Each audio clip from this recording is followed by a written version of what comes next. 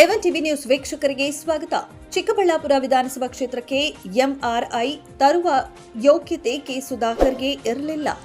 10 ವರ್ಷಗಳ ಕಾಲ ಚಿಂತಾಮಣಿ ಕ್ಷೇತ್ರವನ್ನ ಸರ್ವನಾಶ ಮಾಡಿದ ಮಾಜಿ ಶಾಸಕ ಸಚಿವ ಎಂಸಿ ಸುಧಾಕರ್ ಕಿಡಿ.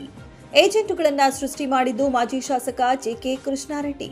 ಚಿಂತಾಮಣಿ ವಿಧಾನಸಭಾ ಕ್ಷೇತ್ರವನ್ನ 10 ವರ್ಷಗಳ ಕಾಲ ಮಾಜಿ ಶಾಸಕ ಜೆಕೆ ಕೃಷ್ಣಾರೆಡ್ಡಿ ಅವರು ಸರ್ವನಾಶ ಮಾಡಿದ್ದಾರೆ ಎಂದು ಚಿಕ್ಕಬಳ್ಳಾಪುರ ಜಿಲ್ಲಾ ಉಸ್ತುವಾರಿ ಹಾಗೂ ಉನ್ನತ ಶಿಕ್ಷಣ ಸಚಿವರಾದ ಡಾಕ್ಟರ್ ಎಂಸಿ ಸುಧಾಕರ್ ಅವರು ಮಾಜಿ ಶಾಸಕ ಜೆಕೆ ಕೃಷ್ಣಾರೆಡ್ಡಿ ಅವರ ವಿರುದ್ಧ ಕಿಡಿಕಾರಿದರು.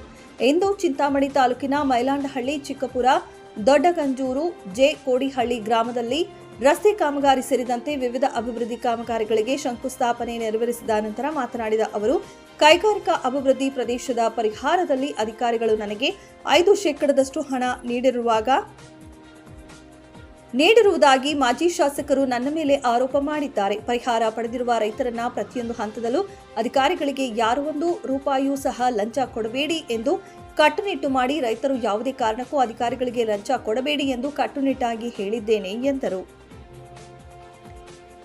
ಮಸ್ತೇನಹಳ್ಳಿ ಹಾಗೂ ಅಕ್ಕಪಕ್ಕದ ರೈತರಿಗೆ ಸರ್ಕಾರದಿಂದ 25 ಲಕ್ಷ ಹಣ ಕೊಡಿಸ್ತೀವಿ ಎಂದು ಭರವಸೆ ನೀಡಿ ಮಾಜಿ ಶಾಸಕರು ಅವರಿಂದ ಓಟ್ ಹಾಕಿಸಿಕೊಂಡು ಅಧಿಕಾರಿಗಳಿಂದ ಹಣ ಪಡೆದಿರುವವರು ಅವರು.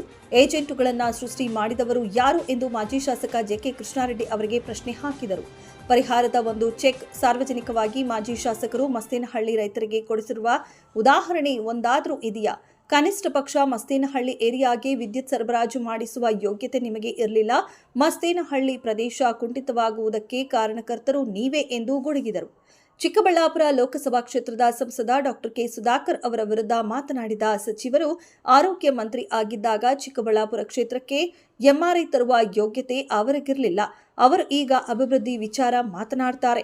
ಅಭಿವೃದ್ಧಿ ಬಗ್ಗೆ ಮಾತನಾಡಲು ಡಾಕ್ಟರ್ ಕೆ ಸುಧಾಕರ್ಗೆ ಯಾವುದೇ ರೀತಿಯ ಅರ್ಹತೆ ಇಲ್ಲ.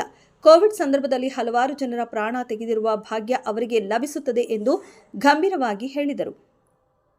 ಕುರುಬೂರು ಗ್ರಾಮ ಪಂಚಾಯಿತಿ ಅಧ್ಯಕ್ಷರಾದ ನಂಜೇಗೌಡ, ಅಶ್ವಥ್ ನಾರಾಯಣ್ ಬಾಬು, ಈರುಳ್ಳಿ ಶಿವಣ್ಣ, ಕೃಷ್ಣಮೂರ್ತಿ, ಟಿಎ, ಪಿಎಂಸಿ ನಂಜೇಗೌಡ, ಗ್ರಾಮ ಪಂಚಾಯಿತಿ ಮಾಜಿ ಅಧ್ಯಕ್ಷರಾದ ಆನಂದ್, ಗ್ರಾಮ ಪಂಚಾಯಿತಿ ಸದಸ್ಯ ನರೇಂದ್ರ, ಗುತ್ತಿಗೆದಾರ ಆನಂದ್ ರೆಡ್ಡಿ, ಪ್ಯಾರಾಜಾನ್, ಎಂಜಿನಿಯರ್ ಗಿರೀಶ್, ತಾಲೂಕು ಪಂಚಾಯಿತಿ ಮಾಜಿ ಅಧ್ಯಕ್ಷರಾದ ಮಂಜುನಾಥ್, ಇಒ ಆನಂದ್, ಎಇಇ ನಾಗರಾಜ್, ಸತ್ಯನಾರಾಯಣ ರೆಡ್ಡಿ ಸೇರಿದಂತೆ ಮತ್ತಿತರರು ಇದ್ದರು.